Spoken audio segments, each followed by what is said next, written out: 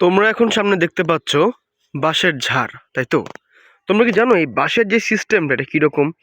সেটা হচ্ছে এরকম, একটা বাঁশ যখন লাগানো হয় তারপর থেকে 5 বছর ওর কোনো গ্রোথই হয় না। কিন্তু যখনই তার 5 বছর কমপ্লিট হয়ে যায় তারপরই সে প্রত্যেক ঘন্টায় অনেক উচ্চতা পৌঁছায় যায়।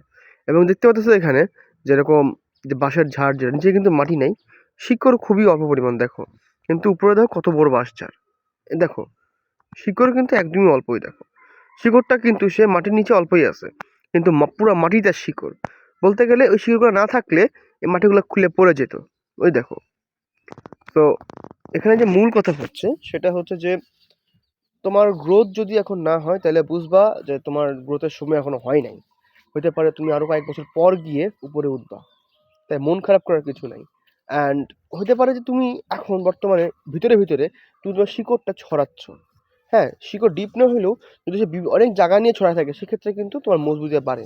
আর যারা দেখবে যে হুট করে যেমন ওই যে এই গাছগুলোর মতো উপরে উঠে যায়, সেগুলো কিন্তু খুব তাড়াতাড়ি ধসেও পড়ে যায়। সো মাথায় রাখতে হবে সময় লাগলে লাগুক, কিন্তু নিজের লোকেশন ছাড়া যাবে না। অ্যান্ড ভিডিওটা ভালো লাগলে এখনই লাইক এন্ড সাবস্ক্রাইব করো। Thank you very much, bye by.